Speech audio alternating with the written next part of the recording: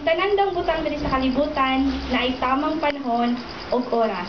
There is time for birth and death, planting and reaping, for killing and healing, destroying and building.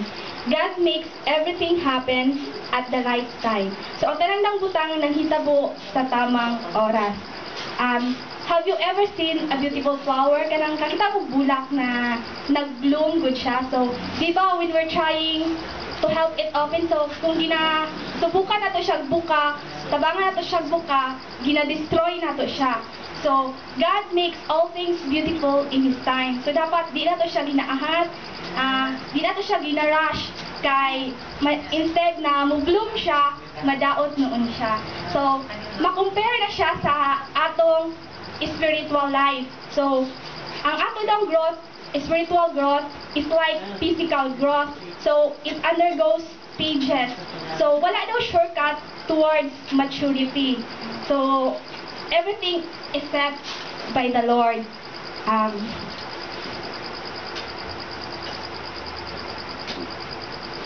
Diba? Instead, although God, kaya kanyang i-transform directly, pero mas nice jud kanang gradual ni undergo to ang gradual process. Di ba katisting mo anang prutas good kung kalburuho nimo siya, although maripen siya, hinog siya, pero lahi jud sa fruit na gi-allow og mature na hinay-hinay, di ba? So lad-ang siya. God wants us to be flavorful. Ang gusto sa Ginoo sa ato, every aspect sa atong life na create og significance. Kumbaga, may impact siya ba? He is not concerned of how fast we grow. He is concerned of how strong we grow. So, wala siya gadali kay gusto niya kanang quality Christian ta ba? So, na-mold ta according sa iyang gusto. Then, why does it take so long to mature, change, and grow up? Ganong dugay daw ta mag-mature, ganong dugay daw ta mag-change, o ganong dugay daw ta mahamtong. So, naa daw 5 ka reason.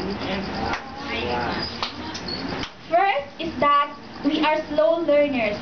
Hinay daw ta makakaton. We often need to relearn lesson over and over again before we can get it.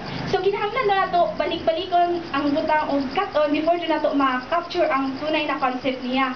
So, dili na siya ingon lesson sa eskwelahan, pero this is life lesson, kanang mga lesson sa Ginoo sa ato. Then, diba, there is a saying goes na we should learn from our mistake. But ang tinuod is that wala ta naga-learn, wala ta naga-cut-on sa atong mga pagkakamali. So, kumbaga sa pang lang siya may we should learn from our mistake or from the mistake of others, pero actually sa baba lang na siya gagikan nato. So, problem daw keep on reoccurring and reoccurring because God knows na wala daw ka naka-cut-on, ana. So, maong